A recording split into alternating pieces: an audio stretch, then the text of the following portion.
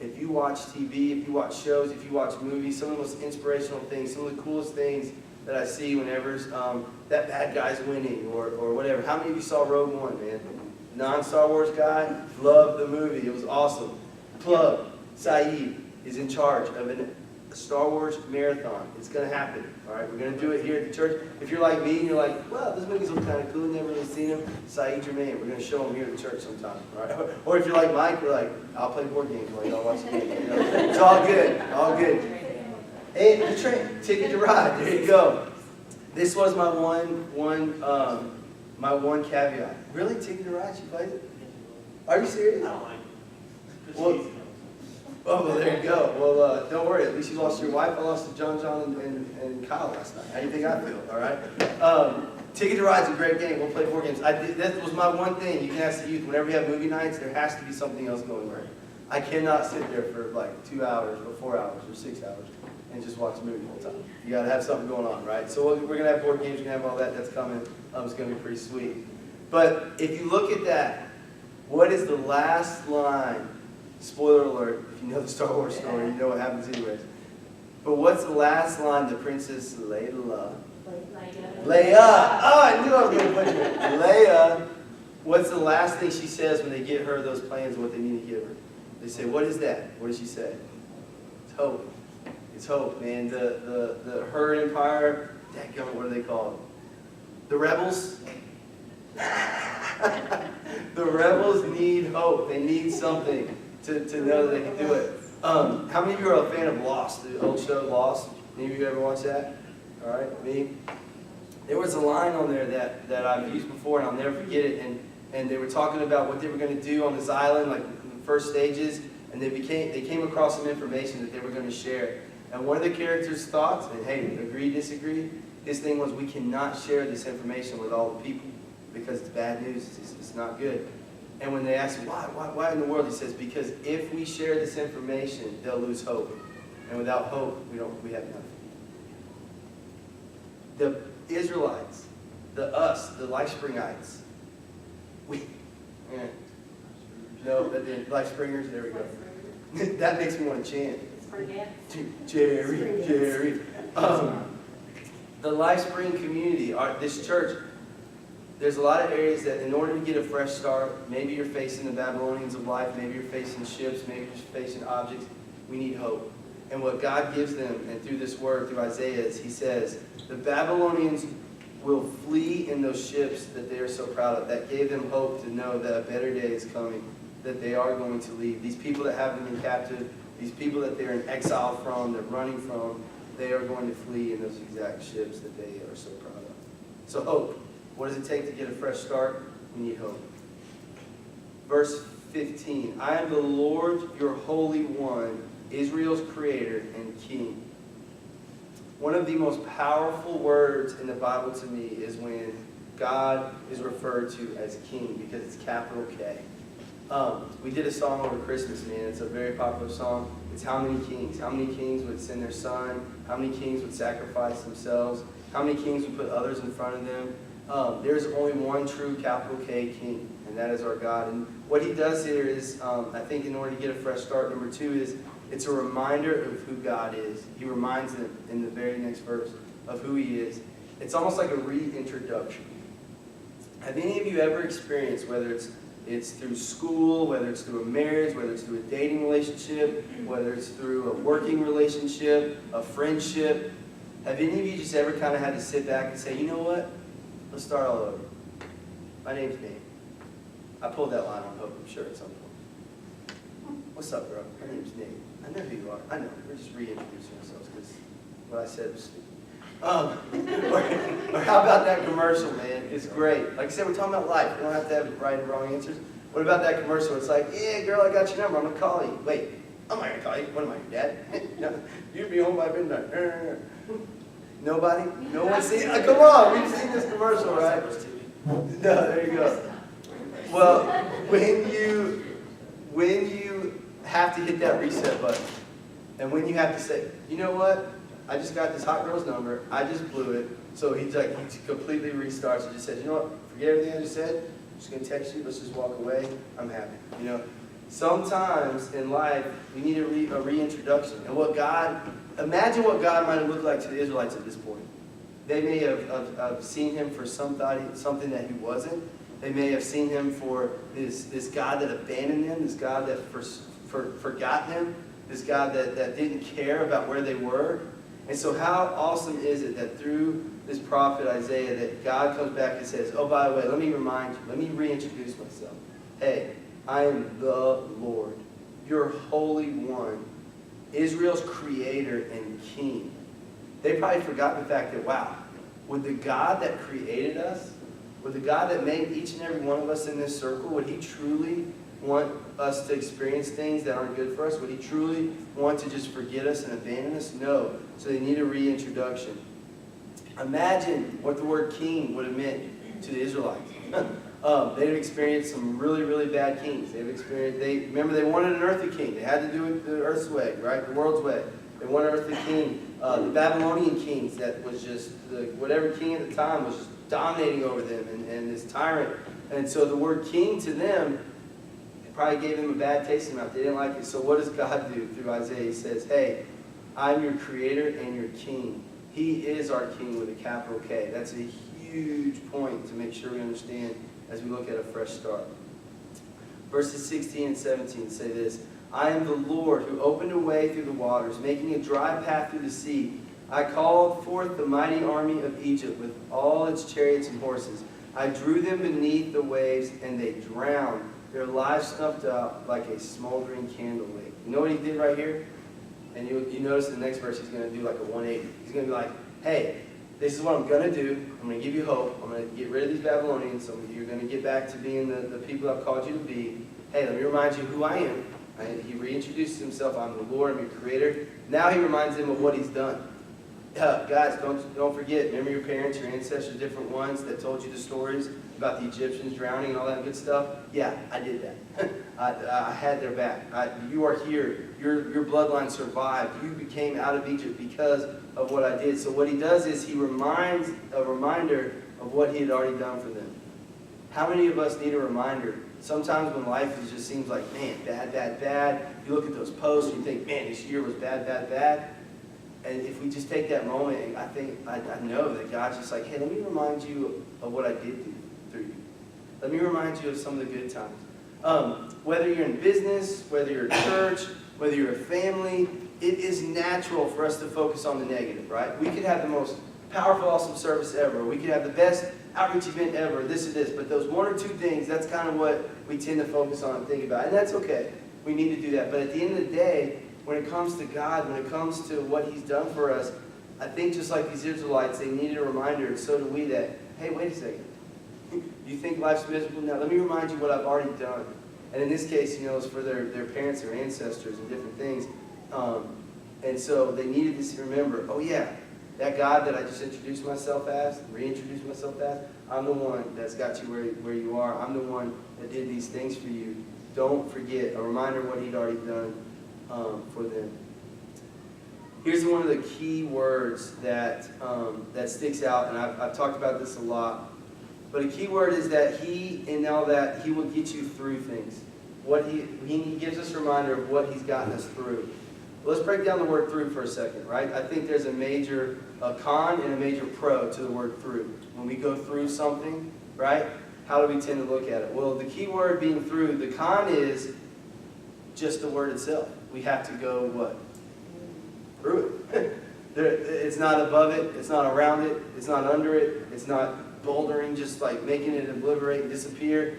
It's literally, we have to go through it. There's things that by choice, by the world we live in, that God doesn't make it happen, but he allows it to happen. And so, yes, he will show us how he gets us through it, but the key word is through. So the con is that we have to go through it. The pro is that we get through it.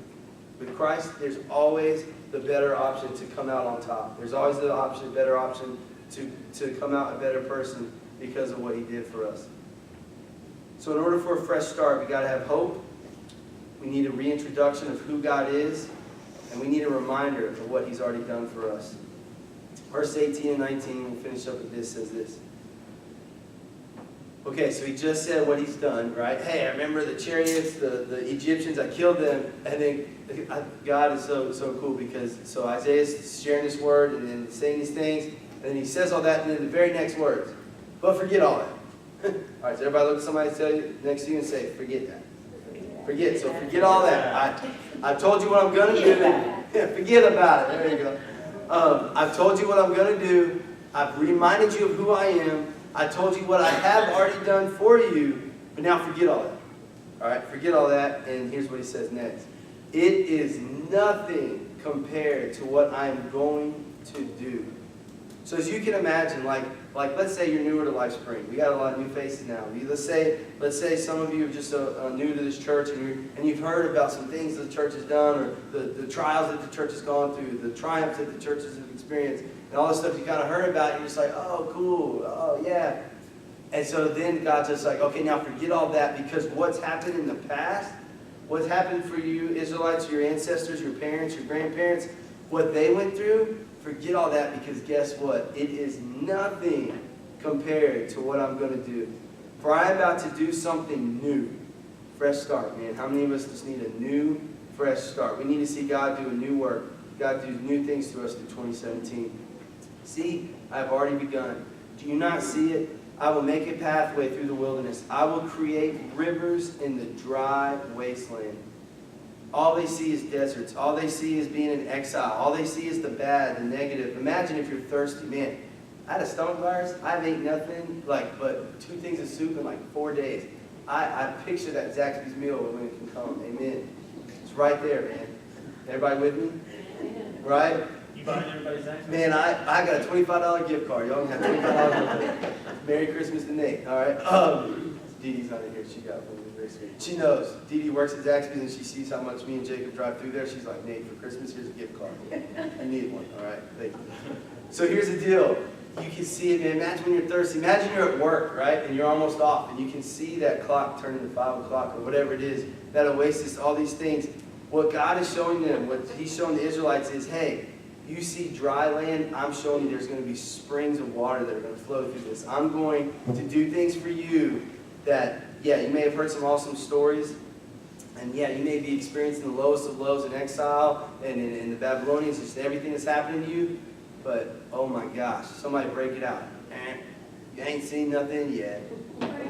There we go, all right? That's what God is telling them. That's where that song came from.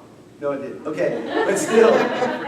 There you go. God is saying, guys, you're in the dumps. You've gone through things. You've heard stories that your ancestors and people experienced. Forget all that because you ain't seen nothing yet. I'm going to do something great. No more focus. Man, y'all put this in your phones, put this in your minds. This is what I want us to end with and understand. No more focus on past stories, but focus on current promises which bring current victories. How cool is that for the life of our church, the current service, Lifespring, man? Let's not focus on the past. Let's not focus on the things now. I know some of you, hey, in a 20-minute, 30-minute talk, there's no way to cover everything. Yes, sometimes God shows us things of our past to learn from it, work through it. Amen? Amen. But sometimes there's another side of that coin. God says, let's just go. Let's just go. Hey, you got through it. You're here. Man, what was it? It was a movie I saw or something that we were doing. Raising a child. That's right.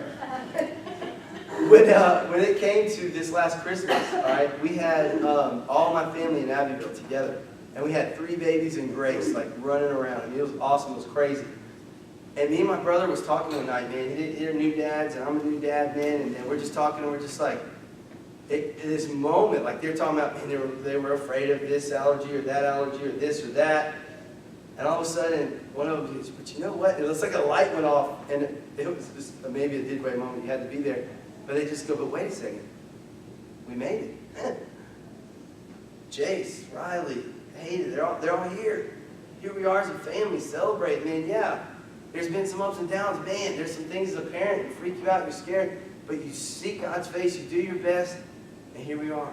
We're okay. How many of us, maybe we deal with anxiety, maybe we deal with stress or fear, and we think, God, I'm scared, and don't you see him on the other side saying, wait a second, You're so afraid of this moment. You're so afraid of this area. You're so afraid to do this thing. But look, by the time you're done being afraid, you're here. You're good. I got you, man. God is telling some of you, especially whether you're young or old, doesn't matter. He's telling us, I got you. I got you. I got you. No more focus on the past, but focus on the current promises which bring current victories. That's why God, through Isaiah, had to say this to them. That's why he said, forget all that. He didn't say, okay, let's keep talking about the past. Let's keep pondering on the past. Let's keep, hey, I remind you about those Egyptians. He says, all right, done. Zach, forget all that. I want you to focus on my promise for you. Can you imagine if we as a church, man, we're in here with a group of 20 people, and all I talked about was, man, God, we're going to grow, we're going to grow, we're going to grow. The church in the past was this, the church in the future is going to be this. And then don't you think us in this circle would kind of be like, hold up, what about right now? What about today? What about here? What is God doing now? And that's what he does for these Israelites, man. They needed to hear that what he is going to do for them there in that moment. The current Israelites would be freed from exile, and they needed to know it wasn't just going to be a story. It wasn't going to be something that their kids would experience one day. They were going to experience freedom through Christ, freedom through God, and that was awesome. And so let's just recap real quick. 4 keys to a fresh start, and that's what we're doing today, man. We just want to look at how to have a fresh start God's way. And if you saw the video, one of the things that really got me is me and Andy were shooting the video for the whole January series was this truck that was all in pieces, right? And it was out in this like junkyard thing. And I just thought, man, how many of us in this circle, how many of us on January 1st are going to feel like 2016 was just like a huge shattered thing of life where there's just a little piece of this here, a little piece of that there. And we're just like, God, I need you to help start to put things back together. I need a fresh start. One of the saddest moments for me watching the Olympics, we talked about that a little bit over the summer. One of the not so good things of the Olympics was there was this guy who, I guess they made this new rule just this year. And in the races, right, so you get your blocks. Some of you run cross country and stuff. Well, this was like tracking. So they get in their blocks, and you know the guy says, 3, 2, or whatever, and you gotta wait for that gunshot, right? And when that gunshot goes off, you take off. Well, if you have a false start in the Olympics, guess what? Done. Game over. Race over. And there was this guy that was like super hopeful, and they shared a story, and boom, he had a false start. And the commentator, in a nice way, was trying to say, all his work, everything he's put into this race, everything he's put into this moment, gone. There is no fresh start if you're a race runner. I thought about some teams that lost, man. Oh, Ohio State. Sorry. Clemson, 31-0. Would you know that Urban Meyer would love to say, oh, that was New Year's Eve, that was this, can we get a fresh start? Can we start? January 1st, let's play again. In certain things of life, there is no start over. There is no fresh start. I want everybody to leave here today to know this for 1,000% fact. If you are living and breathing in this moment, God is giving you a chance for a fresh start. You can. If you jumped out the block too early, if you started that race too early, if your life's in pieces, if you feel like you had this beautiful thing and all of a sudden it was all shattered, if you feel like you lost the game, if you feel like you never even got started, unlike these examples I just gave, God is telling you, hey, with me, with Christ, me as your Savior, the one that created you, you can have a fresh start. Give it all to me. I'm going to wipe your slate clean. Let's go. 2017 can be a fresh start, but this is what we need. We need, number 1, hope. We need to have the hope that God is going to do what He's promised. Number 2, we might need an introduction of who God is. Maybe we just need to be reminded of who He is. Number 3, a reminder of what He's done. But then number 4, current promises to know that we are currently experiencing God in a great way. Not just because of the past, not just because of what He's going to do, but what He's wanting to do right here, right now. Another great song. Oh my gosh. What is it? Right here, right now. You know, go, yeah. Go. This is like the Sermon of Songs. That's the title of it. Well, there's one more song that is extremely powerful. If you guys, whoever, is it just you? All right, everybody come on up. This is the best way to end the service on Fresh Start. Because this song literally gives you a chance. In our youth group, we do this every week. And I want to encourage our church to do it this morning. But if you need to literally just come and pray, you need that fresh start, you need that hope, you need that peace. 2017, you're going to have a chance to encounter God in some powerful, awesome ways. And so this is something we do. We're going to do it here. If you want to pray just like by yourself, and you just need to get kind of alone with God, you can go to that side of the altar, you can go to that side of the church. You can go wherever you got to go. But if you need us to group together, and you need somebody just to lay hands and pray with you, we'll pray for you. I'm going to get out of the way and we can come to this side. If you need to leave, leave. If you need to go find somebody, if you need to go call somebody, whatever you got to do, we want you to have a chance in this song to experience a fresh start that will be hope for Christ.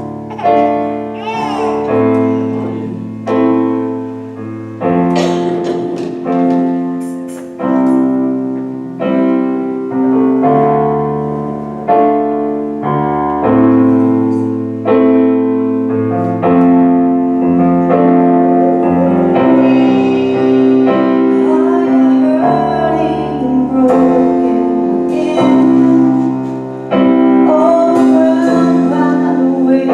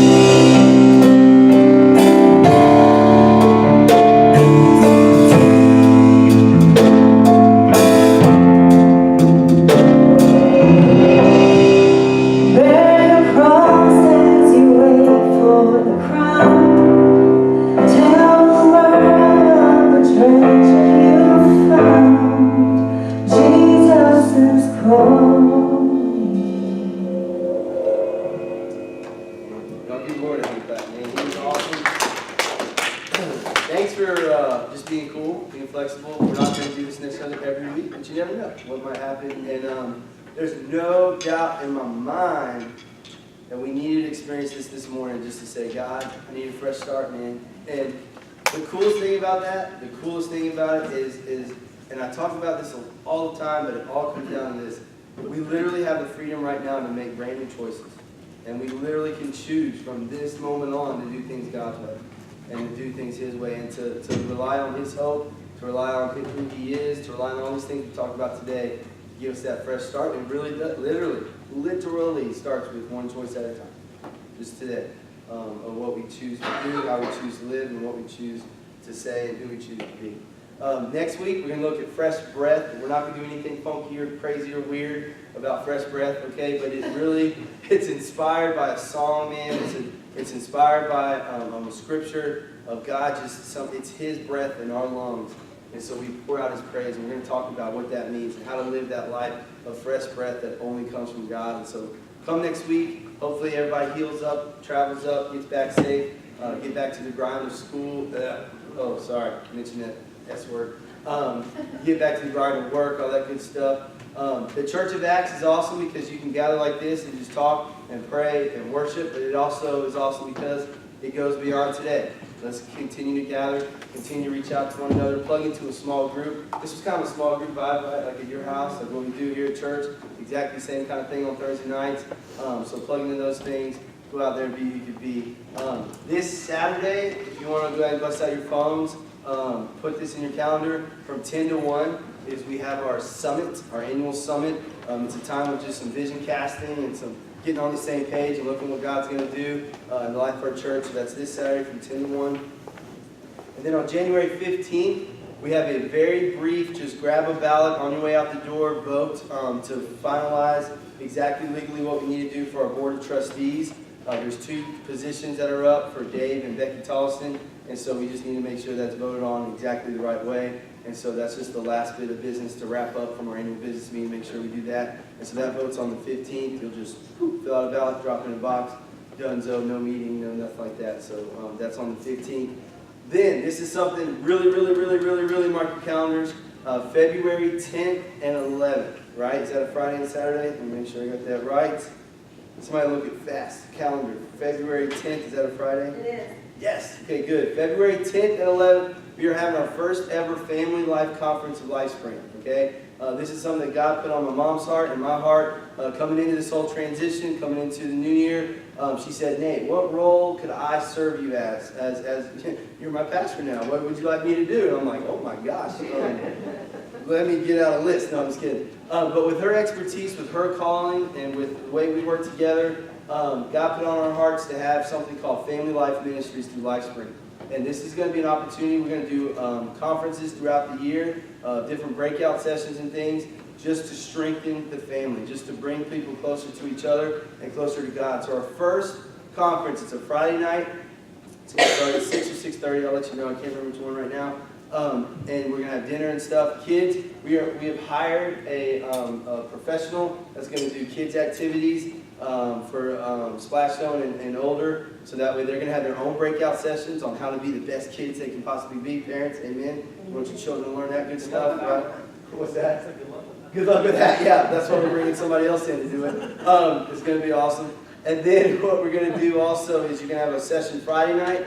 And then Saturday there's 2 sessions. It's going to go from 10 to 3. We're going to break for lunch. We're going to look at parenting. We're going to look at marriage. We're going to look at financing. We're going to look at family life, how to be all these things. Boy, who doesn't need that? If you're not married, come, because this will help you when you do get married and have a family. If you are married, come, because this will help you there. If you are thinking that, man, there's no way I want to get married, still come, because it's going to be awesome. All right, so February 10th and 11th. And that's a great thing to invite others to.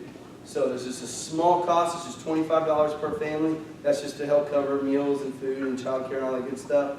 But what a great way to say, hey, our church is providing a weekend that will change your life, make your family stronger.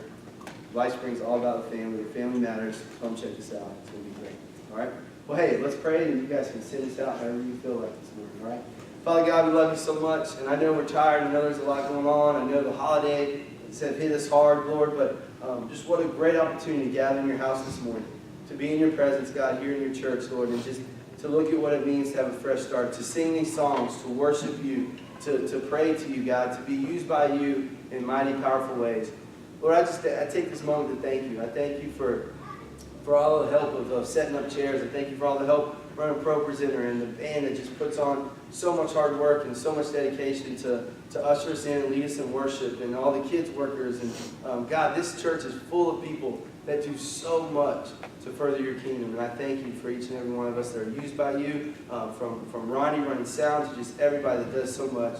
I thank you, thank you, thank you, thank you. Help this year be a year that we're used by you in powerful ways. And God, give us that fresh start that we need, and help us to worship you with everything we have. In your awesome name I pray. And everybody said, amen. You are dismissed. Don't worry about the chairs. We'll take care of them Wednesday.